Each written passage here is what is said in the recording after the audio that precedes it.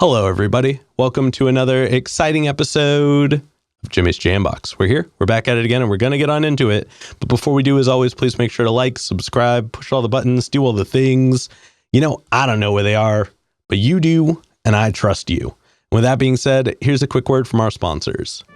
Organic herbs and botanicals, skincare and edibles, wellness for body and mind. The Brothers Apothecary. Fine teas and remedies. Ronald Records. From indie gems to classic hits, discover the heart of local music. With live shows all the time, up close and personal, and regular releases on their in-house label. Ronald Records. Supporting the community, one track at a time. All right. Thank y'all so much for watching again. Shout out The Brothers Apothecary, Ronald Records, and Portland Water. Thanks for keeping us hydrated. And with that being said, let's go ahead and get on into it. Here is today's guest. Hi, I'm Josh Holland from Greenlight Studios, a music producer. Hello. Hello, sir. Thank you so much for joining us. Thank you for having me. Yeah, why don't you tell us a little bit about, who you are, where you're from, what you do, give us that Tinder profile of your involvement with music. So the quickest snapshot is that started as a guitar player and then went through a lot of the band scene for a good chunk of time, ended up pivoting into music production mainly by accident, and then turned out that other people wanted to pay me to do it, and now that's my job. Oh, yeah. Okay, so music producer. Yes. I dig that. Let's go back to the beginning then. What got you started in music initially?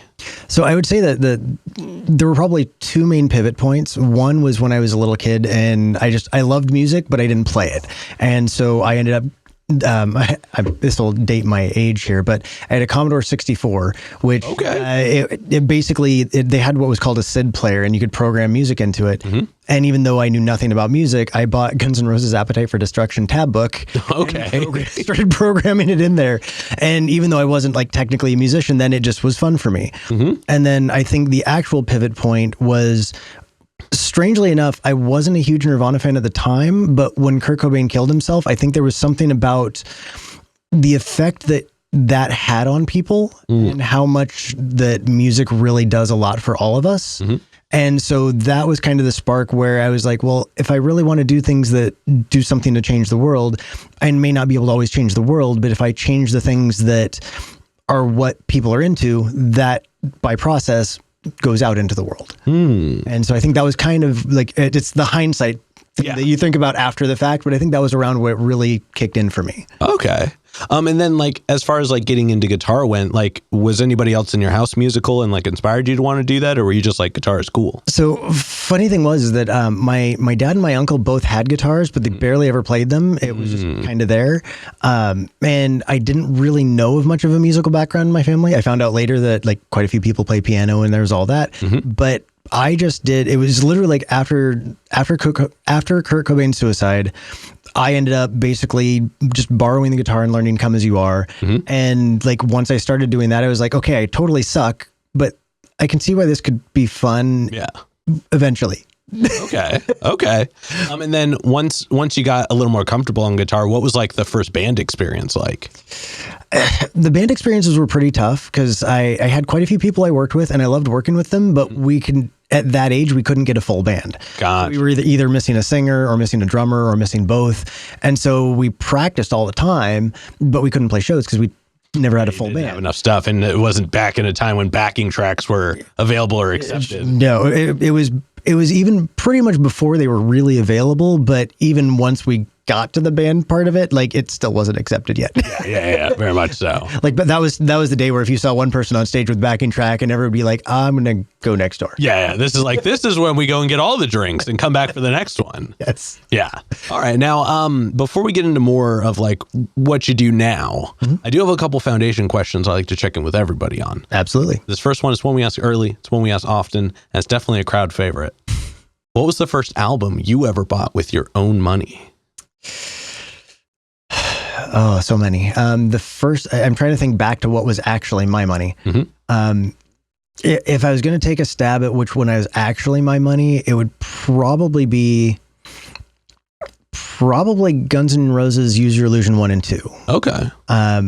I might have bought tapes before that, but I can't remember if it was my money. That's fair. Now, I guess, was Guns N' Roses a pretty pivotal band for you during the time?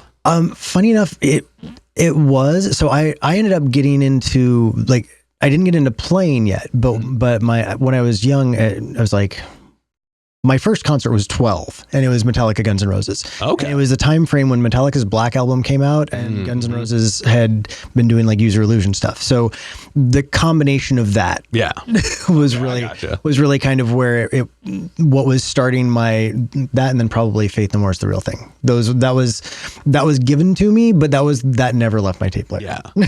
Damn. Seeing Metallica during their Black Album must have been a really cool experience, because that was like, and I say this with the heaviest grain of salt for those of you Metallica fans, but I think that was kind of not maybe their peak, but that was definitely the summit. It was the juncture for a lot. Yeah, like that was the turning point in a lot of ways they approach things, for sure. But like, because if I remember, Black Album was after Injustice, correct? Correct. Okay, yeah, I just want to make sure I got that one right.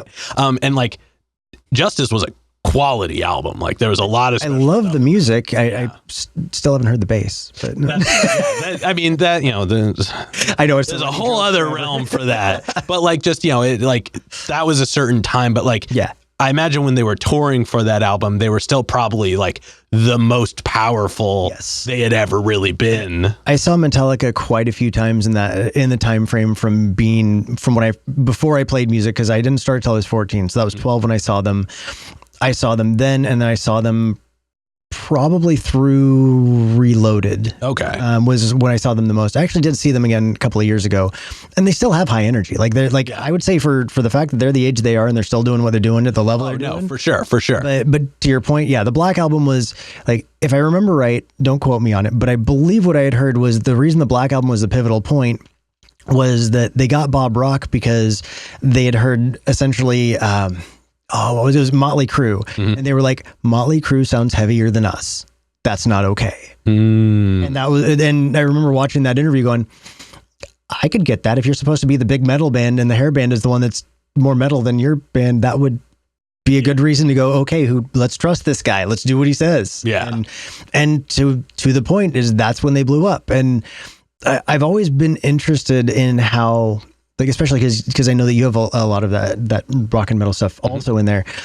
I've always found it interesting how many people get mad when a band gets big. Yeah. And I think it's that people have an odd connection with, like, where music came from versus where it went. They think that, like, once it's not what it was, it isn't it anymore. Right. But, like, I mean, we as people change throughout our whole lives. Exactly. We as, the experiences happen, but because we're so caught, and I mean, the collectively, not the present room specifically, right. But like, it's just me. No.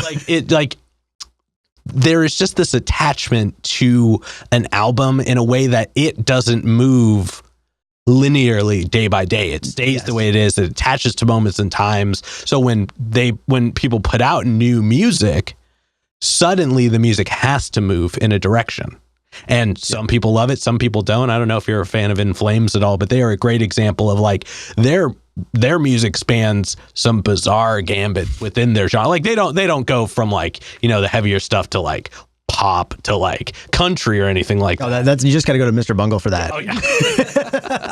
But like within their music, like it definitely takes a lot of different approaches within it. Yeah. And so some of it I'm sure people love, some of it I'm sure people don't. And even when I was younger and I was listening to it as it came out, there would be moments and times where I'm like, what are these guys doing?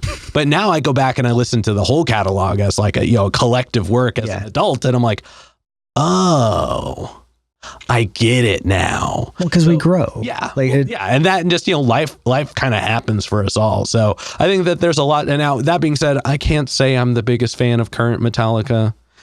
I can't say I hate it. I haven't, if I'm honest, I haven't given it enough of a chance. See, I think that's kind of where it's at too. Also, at a certain point, a lot of it just becomes too familiar. Well, and I think part of it, I mean, I'm kind of a weird situation because now that I produce music for a living, once I get done with work, oftentimes it's like an audiobook or a podcast because I've been working on music all day. Yeah. So you've been in a room where music has been happening. Right. It's like, 8 to 16 hours of working on music. And then it's like, okay, I'm going to go for a jog. You know what? Tonight I'm going to listen to my client work because I want to proof that. But then tomorrow I need to take a break. So it's going to be like a podcast or something like that. Yeah. But I still try and still kind of pay attention to music that as it's coming out because I try and keep an eye on what's going on and what's relevant. Yeah. But it's also that when you work on music all day, you just... Yeah, sometimes, and that's definitely like we said this off camera. I've said this on camera many times. But working at Guitar Center, there were definitely days where I was like, I want to go work on music, but my ears don't want to hear it at the moment. Let me have some dinner. Let me just relax for a few minutes. Let's see where we're at after. Yeah. But yeah, there's definitely that to it. But since we're still in this beginning portion, and I don't want to tangent too far before we get these questions knocked out, you technically said what your first show was. Yes. But what was the first live show you ever went to that was like specifically one you wanted to go to? Oh, that was all me. Okay. Yeah. So like my dad and my uncle took me, and at the time they hated Metallica. Like when it was playing on my tape player, like they were like, why is this music so angry? But then when we went to the show, and both of them, like, they kind of went under duress. It's a 12-year-old who's like, I want to go see Guns N' Roses and Metallica. Yeah. Sadly, it was supposed to be Faith No More opening, but it was the same year that James got burned by fire. And so we got to actually see the first show that James played guitar on again. Because it was like, I can't remember if it was the last show of the tour, but Duff McKagan from Guns N' Roses, I think, was from Seattle. So for their last show, like, everyone was making it this really big thing. And yeah, we've got to see the first time of James playing since he'd been burned. Oh, okay. So it was the first one under mine, pretenses. But if the question is like when I was actually like driving myself, like the one that you like got tickets you went to. What would that have been? I would probably say, okay, so I wasn't the driver, but one of the first shows that I went to that I actually got to take friends where family didn't go with me was probably Stone Temple Pilots during the Purple tour. Okay. Which also, most people that are watching this will have no idea who I'm talking about, unless if you're a Nirvana fan and you have seen Nirvana's Unplugged. The band that got to open, which I was excited for, was the Meat Puppets, which 99% of people, when I say that, have no clue what I'm talking about. But because they were the 3 songs on Nirvana Unplugged, that's where my relevance to it was. I got into them and got into all of their albums. So we go to the Stone Temple Pilots show, and myself and then one of the friends that I was going with, we were both big into the Meat Puppets. If we get to the show not knowing that they're actually the opener, we walk in and we're like, that. Oh yeah, it's like we walk in and it was like, I'm looking at the merch and I'm like, that looks like the drawings from the guys from the Meat Puppets. It's the Meat Puppets. So, we have to go now. Yeah, well, that was at the venue. We didn't know till we were literally in the place walking in. So that was a really awesome experience to be able to see that. And it was, to me, I feel like that was, I was fortunate because I got to see a lot of those bands in their prime. I got to see Metallica in their prime, Guns N' Roses in their prime. I got, like, with Stone Temple Pilots, I think they still did a lot of good stuff after, but like, Purple, I think, was kind of where their prime was. And such a good show. Oh, yeah, well, that's rad. Yeah. And actually, I don't get to share these kind of things often, but because just to share kind of a correlative story, when I went to go see Glass Animals a couple years back, I didn't know who the opener was, and they didn't put it anywhere, they didn't say it anywhere. So I went with a friend, and they wanted to get merch first. They were like, hey, before we go see it, like whoever the opener is. That's when there's less people there. Well, like, it's more just like, I'm sure the opener won't be anything like that we're going to like die for. And so I'm like, yeah, let's get in line. Let's do it. We get in line. We're hanging out. And all of a sudden the music starts playing. 2 notes in, I knew exactly who it was. I looked at them. I was like, we need to go to our seats right now. And they were just like, what? I'm like, I will stand in line for you during Glass Animals. We need to go now. And it was this group. They're a duo, but they were with a band for the show called Sad Night Dynamite. Yeah. And I'm a huge fan. Big fan. Which is why 2 notes in, you're like literally, I was just like, and just booked it. just booked it straight to, there was no way I was going to miss another second of it. So that nothing sucks more than going to a show and missing. Like I went to an Incubus Deftones show down at the Salem Armory, and the friends I was going with, like everyone was going slow, and I'm like, come on. We got down there, it was halfway through Incubus, and that was what I really wanted to see. Oh. And it was, and Deftones, I will give props. Like Deftones is a great band. The show I happened to be at was when Chino was still in his major drinking mode. So like midway through it, I'm like, he's not even singing, he's just screaming the whole time. Yeah. I'm kind of ready to go, but I don't want to be ready to go, but I'm kind of ready to go. Yeah. Man, that is a tough thing to have to experience with like any group that you go to see, like whether you love them or not. Like it's always sad when you're like, damn, I know this could be better. You know the caliber. Yeah. And the thing is, like, I've been on tours like that where it's like, I know that when you're a few days in on the tour and like you've had very little sleep, you don't know what city you're in. Yep. And so since I've now gone through that, I understand that they're going to have an off night. Like you may happen to be at the show where you meet them and they're just a total dick. They may not be a total dick. They just had a really long day or a really long drive or like. Well, and then even further past the perception of the show falls so individually on the person at the show. Like also true. I remember I had two different friends that went to a show, like two different people I knew. They did not go together, but they both went to see, I believe it was Seosin. Yeah. And they both came back on Monday, and one of them was like, it was a no, man, the sound was garbage. They were off on this. And then the other person came up to me in the second class and they were like, oh my God, Seosin was incredible. And I was just like, I don't know who to believe now. I should have been there.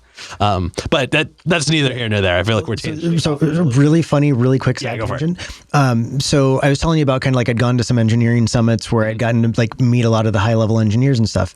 The second year that I went, Bo Burchell from Seosin was one of the people. Oh, damn. And so that year was actually the first year I had gone full time. So I went VIP that year.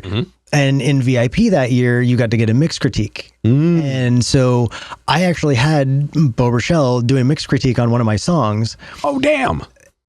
But it's actually kind of hilarious how bad it went, but how good it became. Yeah. Because the song that I brought in, it was one of my own. It was one I'd remixed like 20 times. I mixed it again before I went in.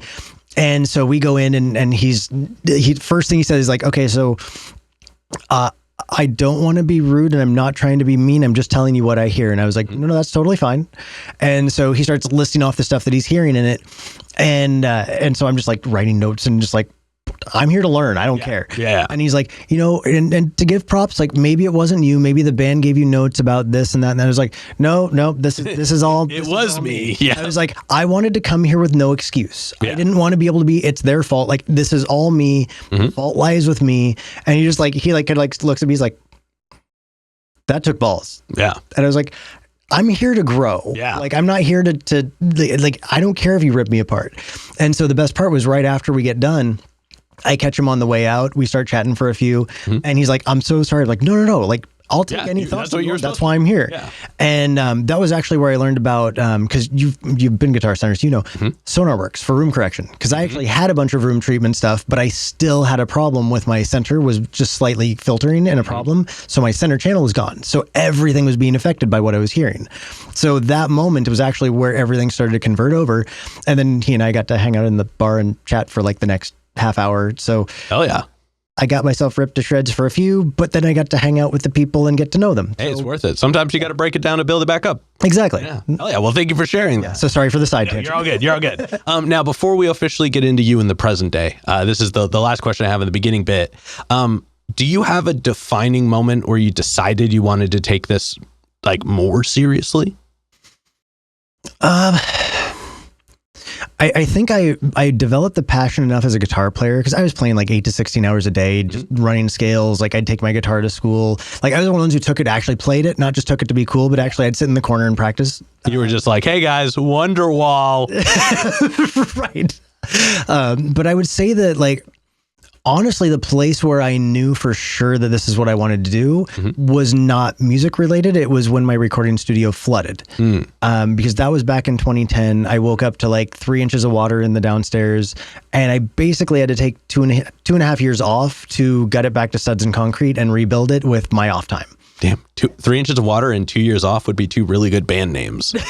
Getting back into it. I'll make a note of that. But yeah, so because in that moment, it was one of those like, is this a sign to stop? Or is this a sign of how bad do you want it?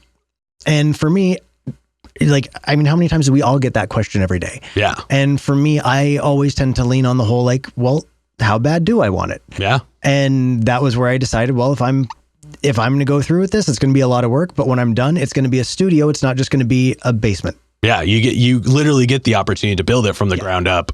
Yeah. And that was the whole idea is when building it, I wanted to feel like the comforts of home so that people want to be there. Like, cause I've been to studios where like it's a warehouse. Yeah. And it's great sound coming out, but it's not really making me feel like I wanted. Yeah. Or it's just like, it's just a room and they were like, hey, we got this couch off of Craigslist. So there's a couch and you're like, and you're like petting the mouse on the side. But yeah, that was my whole thought process. So we ended up like cutting holes in the wall and like putting windows in between. So like the drum room I can see into, the vocal booth I can see into, and all that was by design. But it was after a very, very unpleasant experience. But that was a defining moment because now if I ever get in a point where like things aren't going to work out, well, I literally would lose 2.5 years of my life if I lost. Yeah. So it gives you perspective. Yeah. Well, that and like, it's hard to sell a studio basement if you sell a house. Yeah, I'd probably have to like hole up the windows and stuff. Yeah. Or I mean, just find somebody else who'd want to, do you want a studio? Like, hey, fun story. But that's rad. Thank you for sharing that. All right, now let's go ahead and let's get on into more of what you do in the present day. We are going to get a super easy one out of the way first, though. Yes. How'd you pick the name? For Greenlight Studios, honestly, like, talking to friends and we came up with lists of like 30, 40 names and just like bands, you come up with a bunch of names and you're like, well, okay, well, how's this work? Well, how's this feel? How's this go? Like, I actually used to have the studio name used to be called Virus Eye Studios. And that was an accidental band name that didn't get used, but I just like the flow of it. But then I realized at a certain point that'll work for metal bands and that'll work for like kid stuff.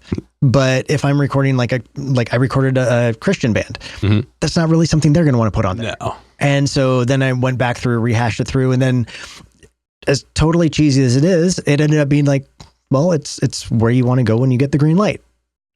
And so that was, and I think it actually spawned from, I think one of my friends actually said like Red Light Studios or something. And I was like, you wouldn't want to stop. Yeah. You want to go. And I was like, and also, I think that's already a thing. I was like, also it's Red Light District. And I don't know that I want my place looked at for that. True. Yeah. Now I think there already is a Red Light Studios, but don't quote me on that one. Yeah. I wouldn't be surprised. Yeah. They just stop you outside. Yeah, they're like, don't come in. They don't do any songs a year. Right. We don't want your business. Yeah. But I definitely, like you said, it does feel very inviting. It rolls off the tongue well. Yeah. And I mean, if you don't have a slogan of some sort, you're damn near there. Right. Well, and it also, because of the length of it, when doing the website, it became GLS Recording, which just also kind of flows well. Yeah. And so it's like glsrecording.com. Yeah. And then when somebody's like, how do you spell that? It's like GLS, like Greenlight Studios. And it's like, so it's all it's pretty easy to remember in its own ways. Yeah. I dig that. Now we're gonna knock the technical stuff out of the way just early. So get ready, you guys. But tell us about the general functions of your like the stuff you use. So like what DAW do you use? Do you have like a main plugin brand you stick with? What's like your primary gear? We don't have to go through like every mic in your mic locker kind of thing, but like, just give us the like key thing. Okay, so main things. So you and I were actually talking off camera. I use RME for my audio interfaces because they're rock solid. Shout out to RME. Yeah, so we were literally talking about the fact like nobody knows who they are unless you're in pro audio. But like rock solid, like very rarely goes down, and if so, it's probably something that you did or it's just age. Yeah. I have a Soundcraft Ghost for my board, which. I had to have it fixed last year because it decided that the cards were going to fall out because it's an older board, so it has more of a vintage kind of a feel to it.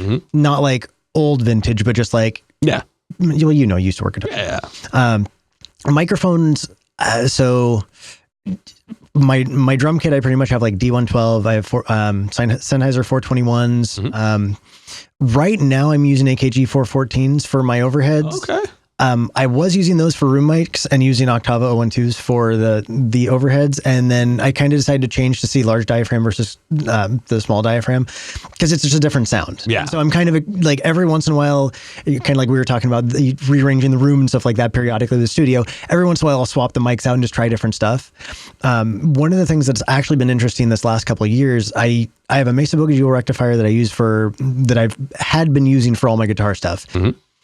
Then I got a Kemper and found out how much easier it is to literally replicate my amp and a bunch more and have options. Well, I mean, if it's good enough for John Mayer, you know what I mean? And he uses 2 of them. And it got better / worse recently because so we were talking a little bit ago about Nail the Mix and Unstoppable Recording Machine, which is an educational group thing. And right now I'm actually going through Speed Mixing 2 because they had one a few years back. And the whole idea is like building your template out so that way when you're mixing, you have everything prepped. And again, we're talking about don't I know? Yes. And so one of the things that I've found through doing this is that the plug-in companies for guitar have gotten far better than they were. And I kind of didn't want to shift, but now I've been working on building my template up to where it's like, instead of having to mic the cab up and then client comes back in 2 years later wanting to have the same sound and I have to reverse engineer it. Now I can get the exact same sound. Yeah. And all I have to do is record the direct guitar track. Yep. So, and same thing. I have a Mesa Boogie M-Pulse 600 with a Powerhouse 410 and I think I've turned it on for jam sessions and band rehearsals because now all the bass plugins cover my $6,000 amp when I bought it. So it's as far as software, like my DAW, I use Cubase. I started on Nuendo 2 way back when. Went to Nuendo 4, debated on upgrading Nuendo, and I think they wanted twice what it was to buy Cubase new. And I was like, well, I don't need all of the post-production stuff right now. Yeah. If I need it, I'll buy that later. So I switched over to Cubase. So now I think I've been on that since, I want to say like 2000. Well, I've been on since Cubase 9, whenever that came out. And still huge fan of that. Plugin companies, I use a lot. But I would say actually I've recently started pairing some stuff out because Universal Audio I used to use tons of. I still use a good amount of. Yeah. Waves I use a lot of. I keep trying to pare it down because I'm not always a fan of their support. It depends on who you get. Yeah. I've had some really good support people and I've had some people that was a nightmare. And I don't love the direction they moved with a lot of their stuff in general, but that's just me. Yeah. And then that's a whole tangent. I love FabFilter stuff. FabFilter's great. FabFilter, if you want to sponsor the show.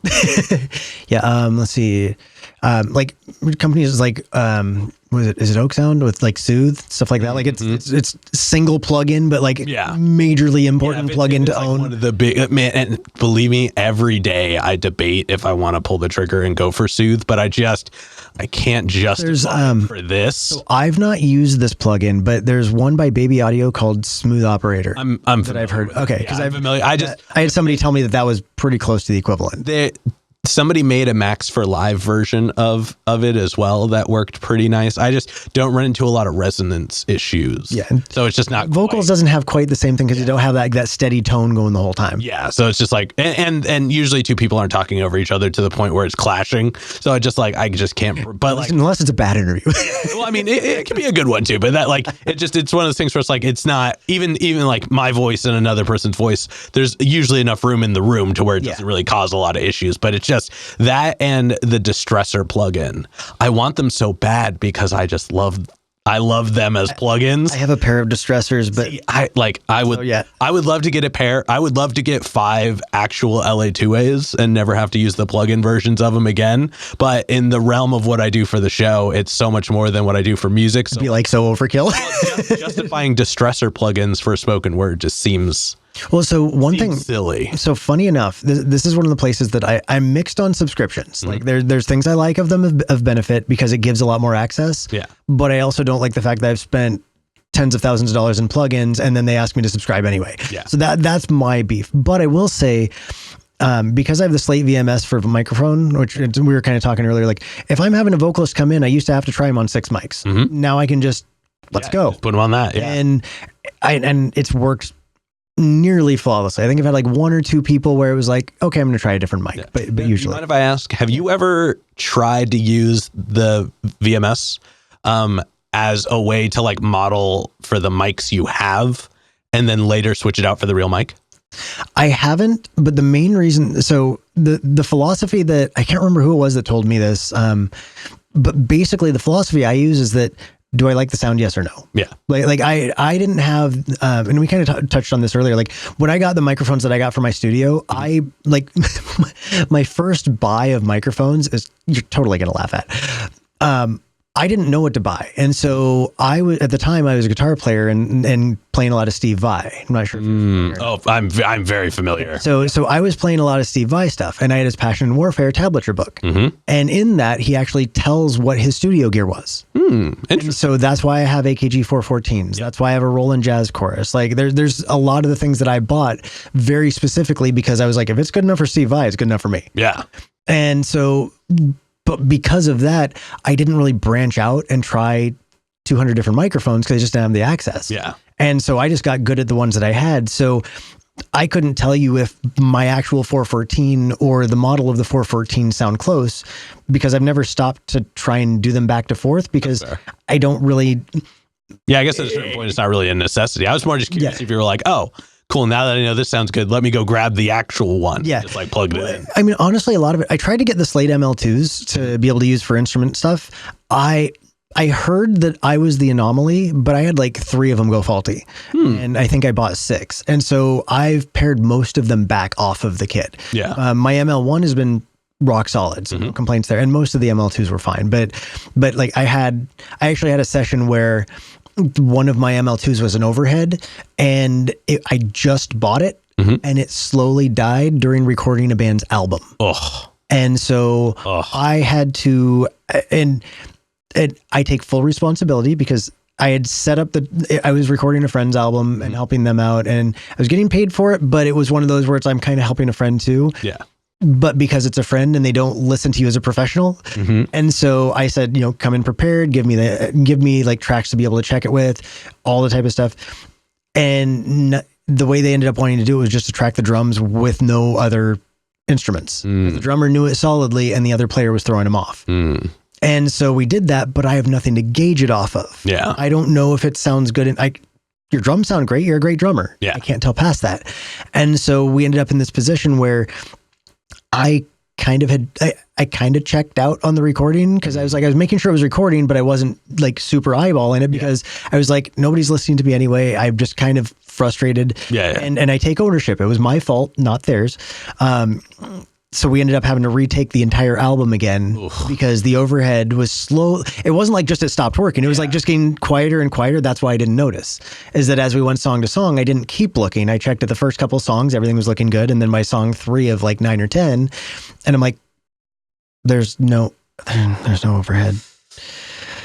And I'm the type where it's like, ethically, I have to be straightforward about it. And so instead of being like, you know what, they probably wouldn't notice because a lot of people wouldn't. I could find a way to make it work because you do this long enough. Yeah. But I was like, no, I got a hold of him. Like, okay, so I need to have you come in and record it again.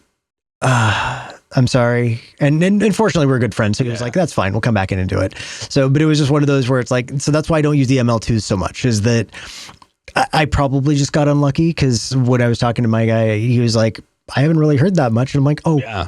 Hey, yay. Sometimes it happens. When I was first getting into like new mics for the setup, I went with the Rode mics first, the pod mic. Oh, yeah.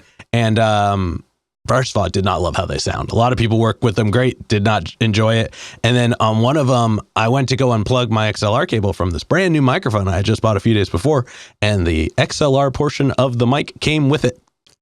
And I was like, well, you're taking it back. And now I want to have that long term. Universal Audio, please sponsor the show. I own a lot of your microphones. And I own a lot of your plugins. that segues well into our next question. And I know this is the most loaded question, but if you had to pick one, which mic would you pick? Are we recording something specific or just as an all-around go-to? Yeah, the one that you lean on, like that you were like, if I could only have one, what would it be? If I know I'm working with people that are going to take care of the gear, I would probably stick with that ML1. Okay. It's been solid. I've been able to use it on a lot of different sources. If I don't know if the drummer is going to flail, I'm going to go back to an SM57 because those things can take just about everything. Yeah. I say just about everything because I did have a drummer knock a cymbal off of the stand and it decapitated the microphone. Fair. That's the first time I've seen one actually die, but it actually ripped the paper off or the plastic or what the inside. Yeah. Okay. Yeah. It was like, nope, it ain't working anymore. Fair enough. But that's the only, but outside of that, I've seen SM57s thrown around, dropped, anything. I'm Audix i5 over the 57 personally. See, the Audix mics came out after I had my set. Fair. So like the only reason I really know the D6 is because of the fact that I was in metal and that's what everybody in metal was using for a while. Yeah, that is the metal kick drum mic. Yeah, it's like, oh, do you want to sound like a D6? Here you go. Yeah. But I mean, sure, I love you. You're a great brand, but I am i5 all the way. But that's neither here nor there again. But thank you for choosing it. I know it's a loaded question. Now, analog or digital, Mac or PC. All right, now I want to. I guess we could call this role playing a little bit. But what is an experience like for a new artist when they come into your studio for the first time? Like, say I walk in, I want to record something. I'll let you kind of ad lib what I'm doing, but just take me through like a first moment experience. Okay, so there's going to be a little variety depending on the style of music, like if it's a band versus if it's a hip hop singer. The first thing I generally do is I usually try and get somebody on the phone because I've now been doing this long enough that I don't just take anybody because I've had some interesting situations. Oh boy, howdy! Have I've heard some from many places. I can only imagine. Yeah, so I'm now at the place where it's like I want to have a conversation first, but I typically, when I first have somebody in, like say they're coming, are they coming in to record or are they coming in to have a conversation first? I guess what would usually the first time in be? So I used to do, up until I started getting busier, I used to do just like a free half-hour consult.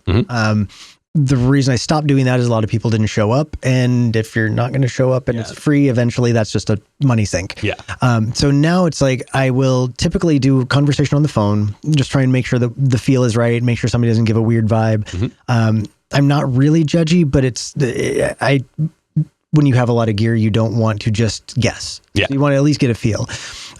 Usually first session in, I want to have a conversation to start with. It's up to them, but I am much less a transactional studio or producer.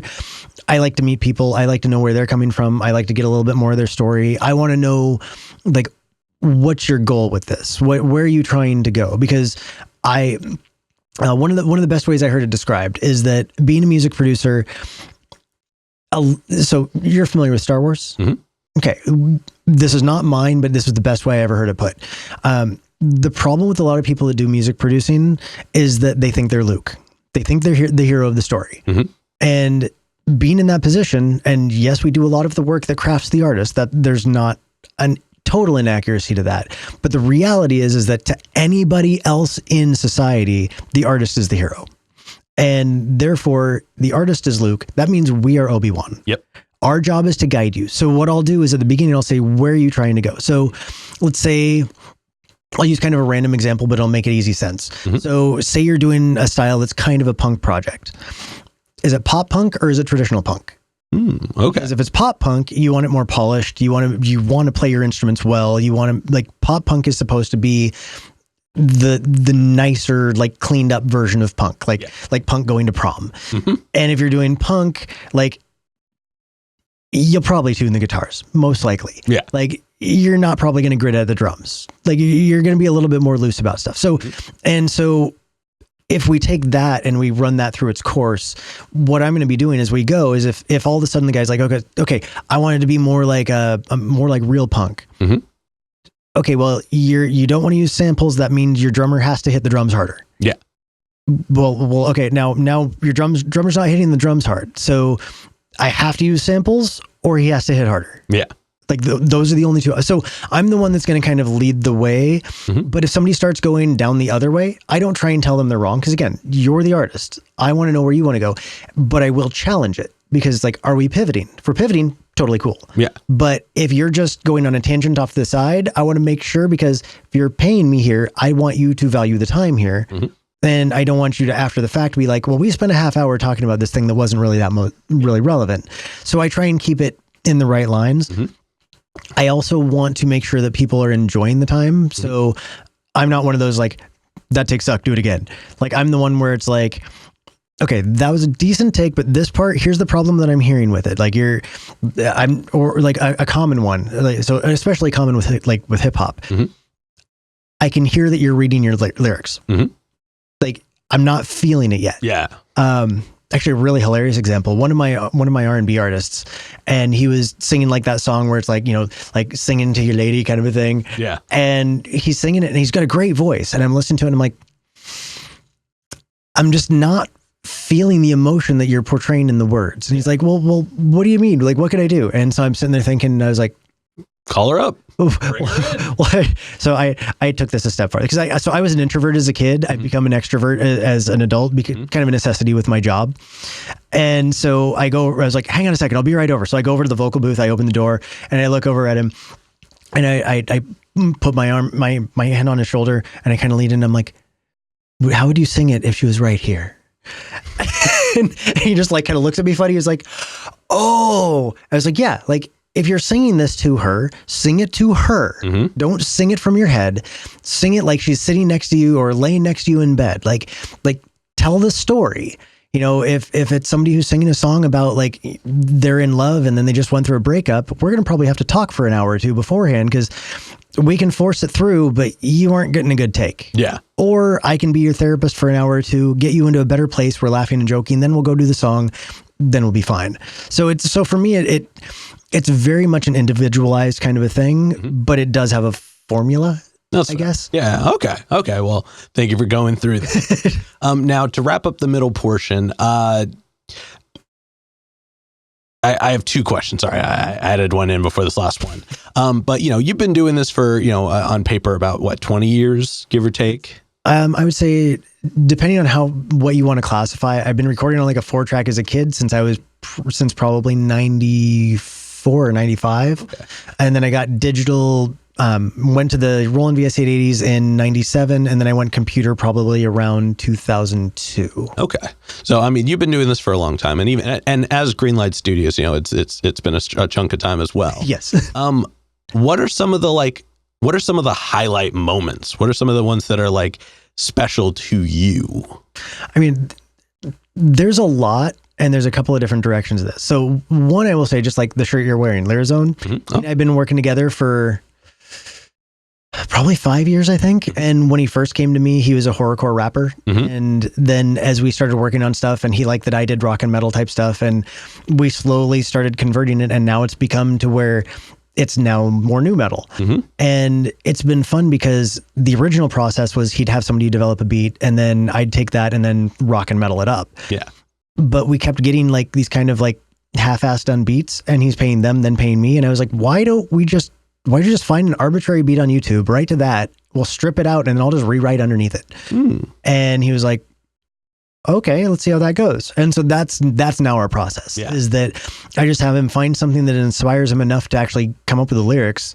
He comes over, we track all of like get the whole vocal line down, however many layers he's done, because he'll do his pre-production at home. Come over, knock it all out. And then as soon as that's all done, I don't listen to the music again. I just start writing to it. And so it's one of the things that I love about this is it's kind of a twisted irony that I spent so many years trying to find a vocalist to be able to be in a band so that way I didn't have to be the vocalist, to where now like half of my work is I'm the backing band to people and get paid for it. So it's like an irony to it. But the thing that I would actually go the complete 180 direction on that is some of the most meaningful. I just had one a couple of months ago. She brought in, so she had taken to somewhere else with records, had those records put on to CD. CD I imported and then cleaned up the tracks. The tracks were, now mind you, she was in her 70s or 80s. these records that she had, and they were just like total noise, like just like not just record, but also like old records, because they had been written, or they had been not written, but I'm not even sure the term they would use. I didn't even know they had like personal record like recorders back then, but apparently that it was her counting to her dad when she was like 5. Oh. And so she calls me up and she's like, "Do you think we could clean it up?" And I was like, "I have a lot of tools. Yeah. I don't know, but I'm willing to give it a go." And I was like, I'll make a deal with you. If I can get it clean enough, you pay me. If I don't worry about it. Yeah. Because like I'm here to provide a service. And if that service isn't provided, we both learn something. Mm-hmm. So she comes in, and while she's there, I'm doing all of it. And it went from like this super noisy, like you can hear it, but it's through like tons of static. Yeah. And then I got it to where it was like almost clean, just like, it kind of sounds a little MP3-ish, because whenever you do that much reconstructive surgery, you're going to get that. But she's standing next to me, and I'm like looking at her as she's hearing herself count to her dad from like in the 1940s. Yeah. And like those ones, like that's not going to be a signed album. That's not a band who's trying to make it. Yeah. But those are the ones that are really awesome, because that's like, this may be in the family forever. Like, and I had another one that was similar, where it was like the dad and the kids were like in their 30s or 40s. Mm-hmm. Dad's dying from like cancer or something, and they used to do campfire songs. Mm-hmm. So he'd have the guitar, and they'd all sit around the campfire, and he'd do the call, they'd do the response. So they come in, and he's in the vocal booth with the acoustic. The other 3 kids that are, again, 30s and 40s, mm-hmm. they're in the other room. And so the whole session is just like laughter, crying. Yeah. But those are the things that it's like, that lasts throughout time. Like that CD, it's never going to be going on some kind of a radio show. Yeah. But that's probably going to be with their family for a long time, of this was great granddad. And when we finally went into the studio just before he passed. Yeah. And that type of stuff, like I said, I'm a less just transactional kind of a person. So I love those types of things, because you're helping somebody remember their memories. Mm-hmm. So sorry, that was a tangent. No, that was great. Thank you so much for sharing that. I'm not big on putting my stories on anybody's episode, but I'm gonna share one with you. Go for it. I think this is a fun one. When I was earlier into Guitar Center, I'd only been there for a couple of years, I think. And I had gotten into engineering, but I was still, I was renting mics so I could figure out how they work. I had since bought all the instruments and was like figuring out, I had a room that was not as put together as this one, but it had a lot of stuff. Yeah. This guy came in one day, and he was just like, "Hey, I need to buy recording stuff. I need like an interface, I need a mic, and I only have like $200. And I was like, okay, like, I've helped people for that with that. Right. Like, I had the answers to that. So you're like, it's rough, but I think we could do it. Well, more is that, like, for people getting started, that's a great budget. And, there are tools in that realm. But I always do when I'm talking to people about gear, I always ask them what they're doing with it, because I'm just genuinely curious, part of a good salesperson, but also if this conversation is not a good, you do this because you're a curious person. Just like this stuff. So I'm asking about it, and he's like, yeah, so I wrote the song for my now fiance, because I wrote it to her to ask her to marry me, and she loves the song, and so she wants it to be the song we walk down the aisle to. Oh. And I was like, holy shit, that's so cool. And he's like, yeah, so I gotta buy this stuff and learn how to use it. And I was like, oh, well, when's the wedding? And he's like, it's in like 3 months. And I'm like, tell you what, bud. And I would never have been able to tell this story while I worked at Guitar Center, but now that we're past it, I was like, put your money away. You're not going to buy this. Here is my phone number. Here is my address. Call me. Come over to my place.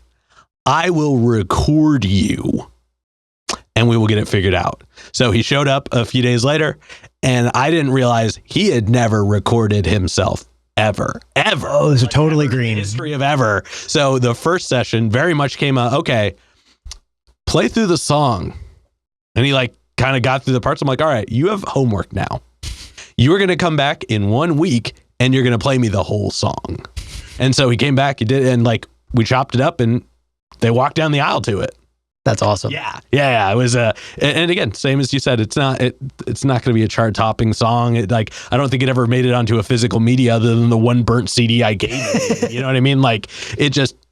Yeah, but they'll remember that forever. Oh yeah, it was. And I got to, I met up with him like 5 or 6 times in total to like get it all put together. And like, he's a cool dude.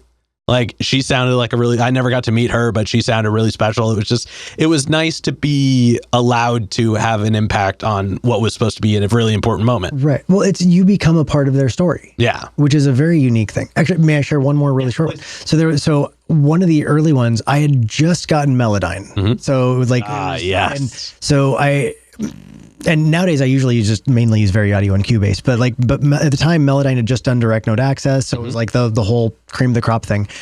And I had this girl hit me up and she's like, I have friends that are getting married. I wrote a song that's kind of like a Weird Al kind of a song for them, but it's done to Journeys any way you want it. Okay. She's like, I'm not a singer. I'm taking some singing lessons, but then I want to come in and I want to record it. I don't know how good it's going to be, but I'm hoping that you can make it at least decent. And I was like, challenge accepted. Yeah. And so she comes in and I, again, just starting to use Melodyne. So this is still new for me at the time. And so I record her in the vocal booth. I think we might have just done it once, maybe twice. And she was just super nervous because she's like not a singer, trying to just like not crack up while she's doing it. Yeah. And I was like, okay, her voice isn't terrible. Like, it's actually not that bad. She's pitchy and a little bit of timing, but like, that's all stuff I can fix. And I was like, you know what, tell you what, if you don't mind, let me just try and do some of the tuning stuff here and let's see what we get to. And if we need to have you redo stuff, we can. But in the meantime, that way you don't have to stress about it. Just relax, have a good time. We'll see where it goes. So 2 of the best parts of this, I found the original Any Way You Want It instrumental. Okay. And vocal only. Whoa. All right. So what I ended up doing is I took the instrumental and the vocal only, and then I recorded her vocals, and then I would pair between hearing his and hers until I got the timing and the notes right. And so by the time we were done, it was funny. As we got done, she was laughing the entire time. Okay. At the very end, she actually tipped me, and she's like, I haven't laughed this hard in so long. I can't believe you made me sound like this. This was amazing. Thank you. And because she was like, I'm not going to be able to sing this live. Yeah. So I just wanted like, get this. Yeah. It actually came out really, really well because by having the original of the music and the original of that, it wasn't going to be for something commercial. So we're not trying to do copyright strike stuff. So it was just like, we're having fun with it. And just the fact of when you see somebody laughing and smiling that much, like when you're asking kind of like the process in the studio, I will tell you that the biggest thing that I think that is important to me and the thing that I always look at is the feeling that I get working with an artist when we make them sound how they can sound. Yeah. Is like if you take a 6-year-old to a candy store and go, pick what you would like. That's the eyes lighting up. I've worked with people from 13 to 73 and that look doesn't change. It's like, it's that same look when they hear what they can sound like when you actually really try and make it work.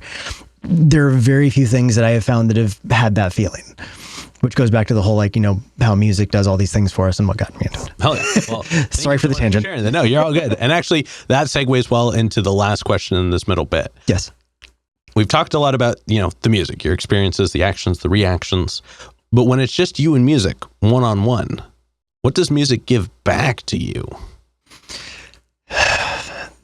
I mean, saying a lot is the easy answer, but the reality,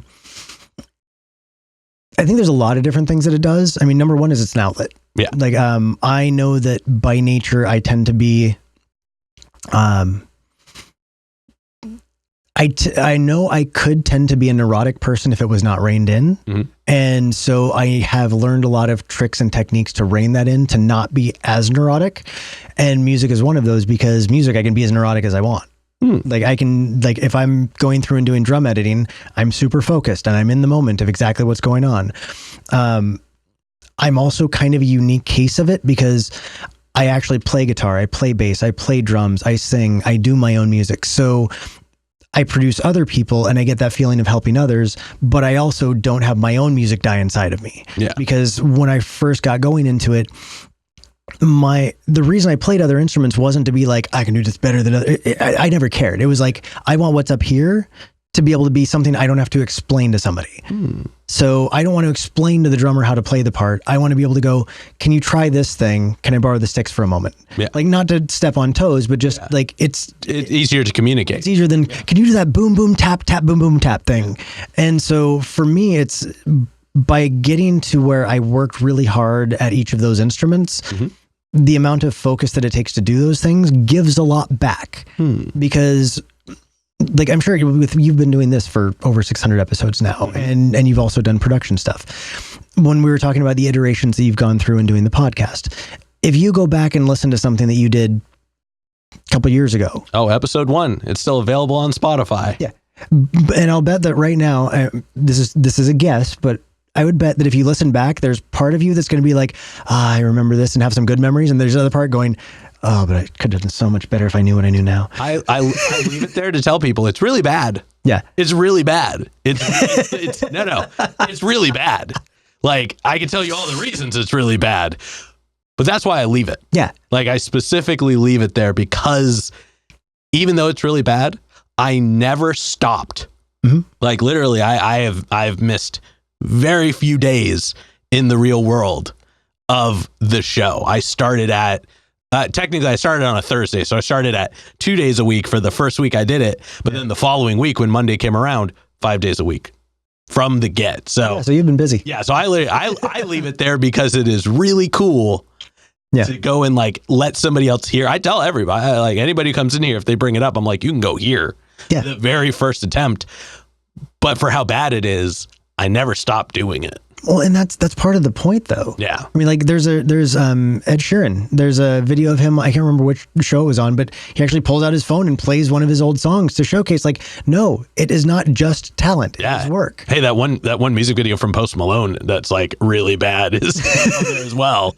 And I think that's important, is because when people just, there's a mystique that is cool when you're trying to promote and trying to be larger than life.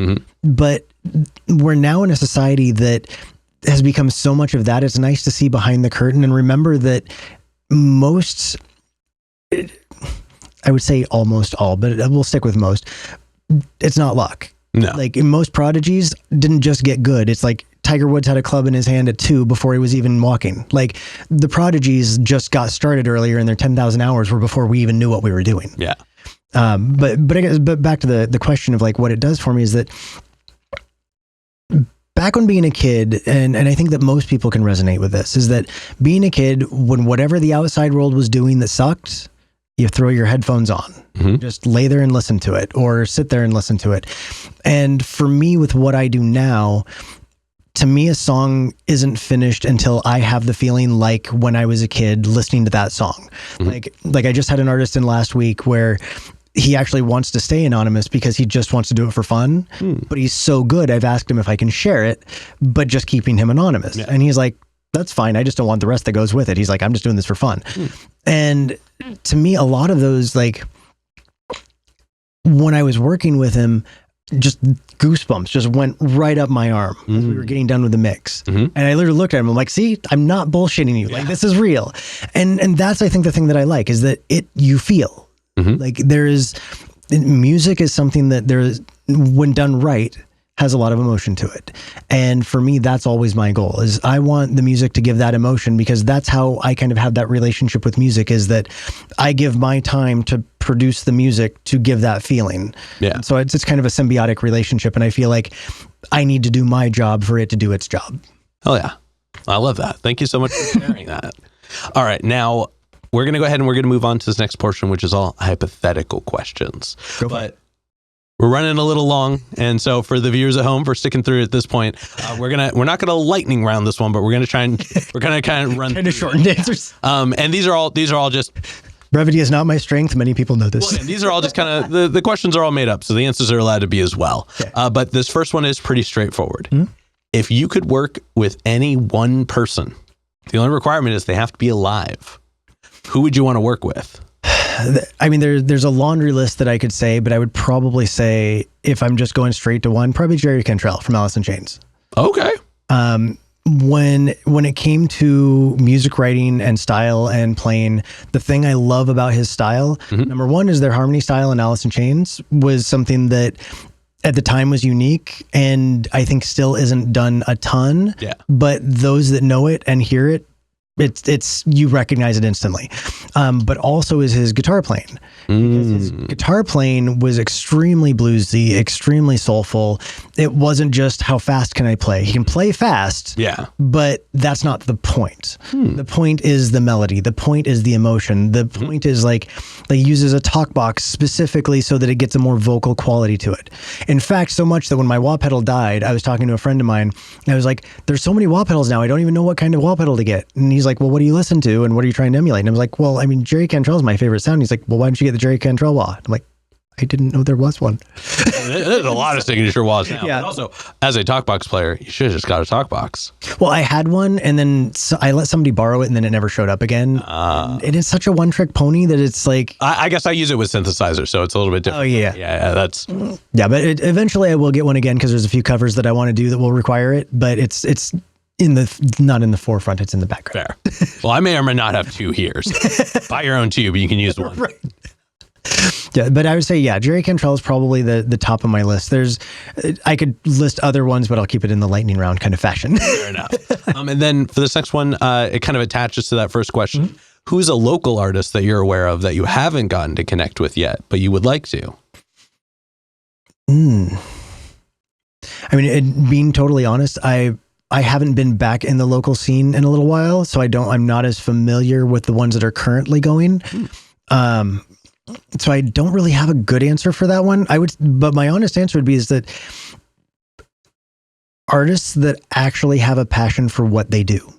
Because for me, I love working with people where even if we disagree on ideas, it's the passion behind it of why we disagree. Okay. Like, because I'm sure you've probably been around band stuff where it's like some people just want to have their say because they want to be right. Yep. I'm not that type of person. I want what's going to be the best for the song. Like if we have to butt heads a little bit, that's okay. Like I don't love conflict, but I want the best quality product. Like Journey was a perfect example of that. Journey didn't get along in the studio all the time, but they were all top level musicians. And that's why the songs Don't Stop Believin' still one of the best songs ever written. That's why Cream is still one of the best bands. Yeah. So unfortunately, I don't have a good answer for that because I've gotten to work with most of the local artists that I kind of had a feeling this might be a tough one. Yeah, because with what I do, I get to. Yeah, you literally get to. I don't have to be like, so maybe I could find a studio somewhere and we could do something. Yeah. Like as example, one of the ones I've been recording a couple of hip hop artists, Little and Goat Spades, for a couple of years now, and Spades just had a song that he was like, hey, do you want to feature on a verse on something with this? And so I was like, I've not done that on somebody's hip hop project. And he's like, and it's also going to be a more like rock and metal beat to it. And so I'm like, oh, and I'm not doing the music part. Oh, this is going to be interesting. So I'm just a vocalist on a song. I mean, I'm producing it too, but I'm not producing the music part. I'm just the vocalist and then producing me and him. And then also Lyrizone's actually featured on it as well. Oh, cool. Hell yeah. We're just finishing that one up. And so, it's a tough one because I actually get to. Everybody, you know what to do. Add somebody you think should work with them in the comments. Yeah, if you know people that I should be trying to find out, I would love to know. Yeah. And then for this next one, I'm modifying it a little bit. Usually it's if you could perform anywhere in the world, but I want to change it up a little bit. If you could work at any studio in the world, take it over for a project, which one would you want to work at?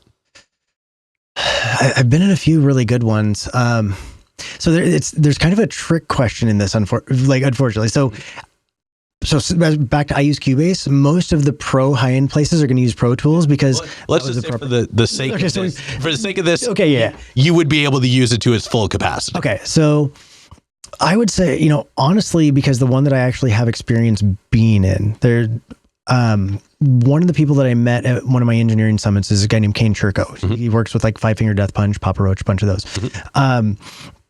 I've gotten to go to his studio a few times down in Vegas because we kind of became friends through all the other engineering stuff and all through wrestling, which is a whole long diatribe. But because of becoming friends through that, and then I started going down and I'd visit him at the studio. So it's one of the only like big studios I've been in because I built my own, so I've never really had to go anywhere.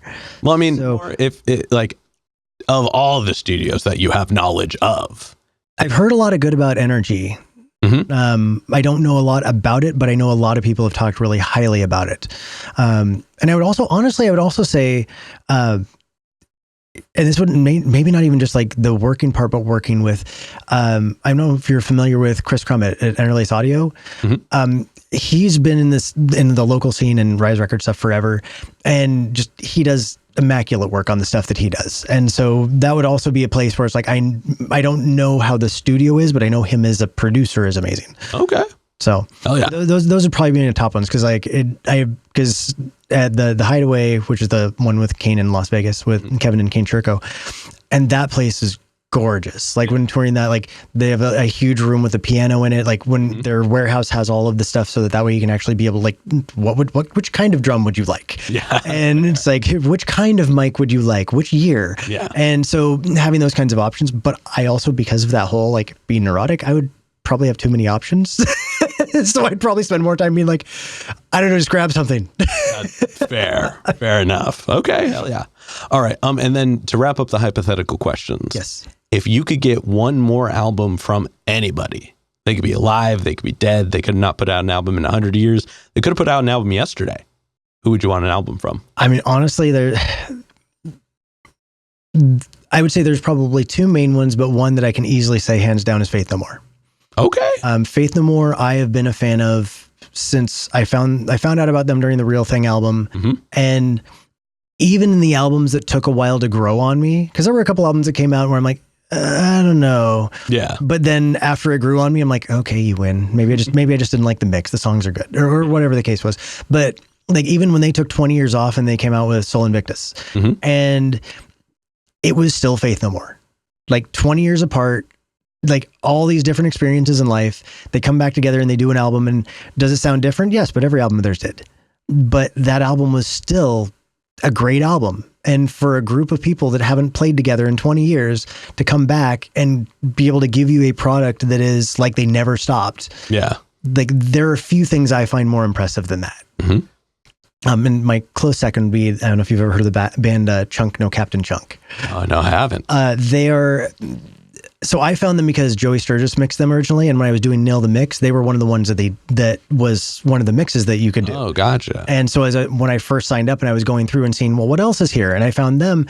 They are metal fans, either love them or hate them. There's really not a middle ground because they're like the perfect amalgamation of metal and pop punk.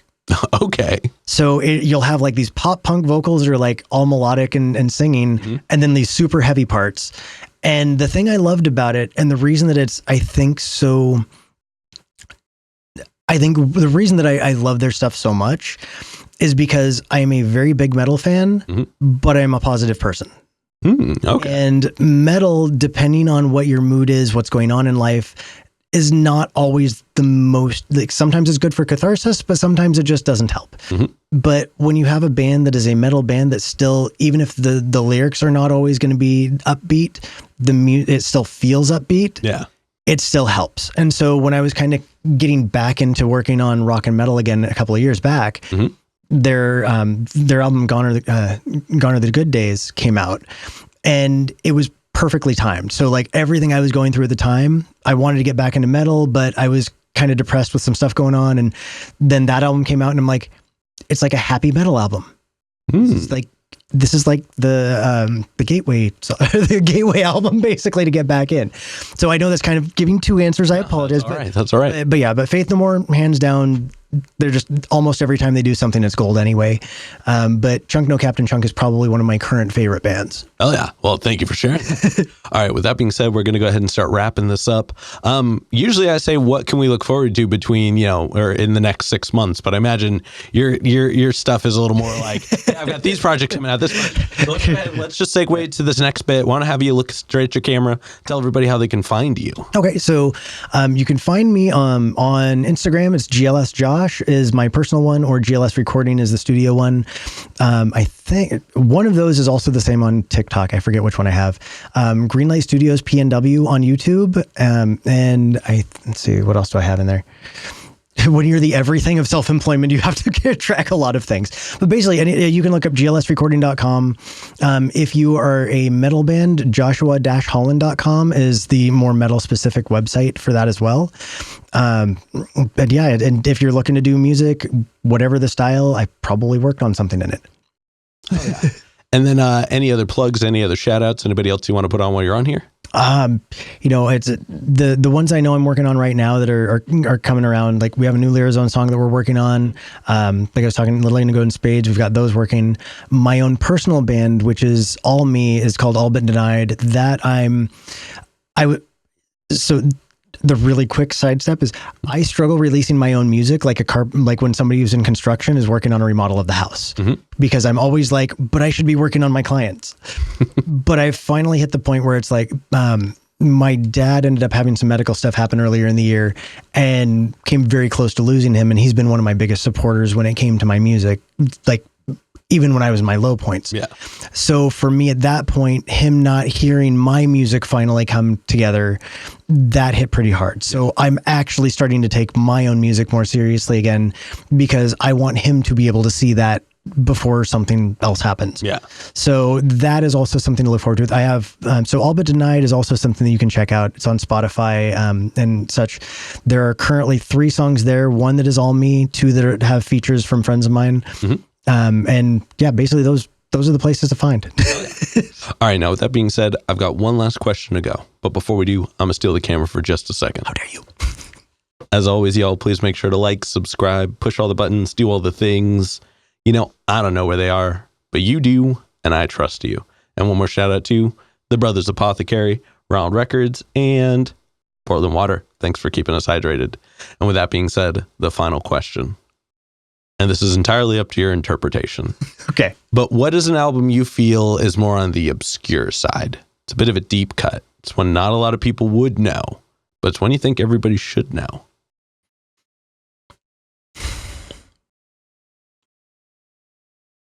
There's a few different ways to go with this, so I'm thinking about which would be the best. I'm going to go off into left field a little bit on this, and I'm going to say this because when I first got this album, I did not like it. And it took the right amount of growing on me and to really wrap my head around what was going on. And that is Mr. Bungle. Mr. Bungle's, I forget if the first album actually had a name or if it was just Mr. Bungle, but it's very obscure, very strange. They will go from jazz to death metal to funk to whatever. And the reason I got into them is because the singer is the same as Faith No More, is Mike Patton. And so I got into them.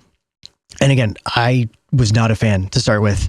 That's fair. Like, I was just like, what am I listening to? This is garbage. Yeah. And then, but I was like, but I love Mike Patton, so I must give chance. And then the more I listened to it, the more I was like, okay, they're really good. Like really, really good. Yeah. Okay. And then the more I listened to it, the more I realized like this, and the reason I use this as the example is the don't judge a book by its cover.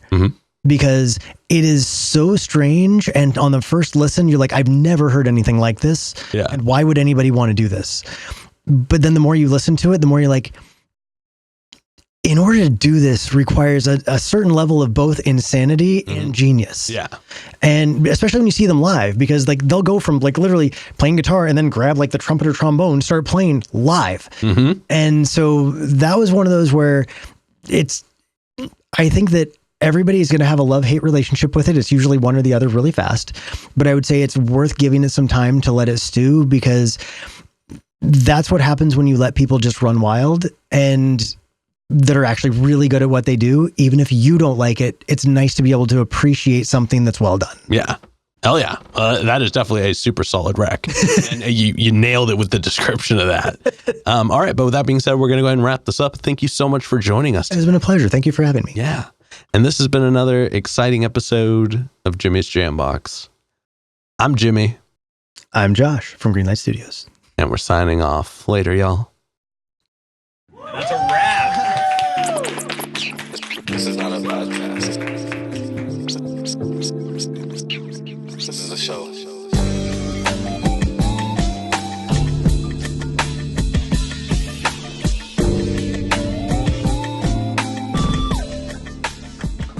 Keep jamming.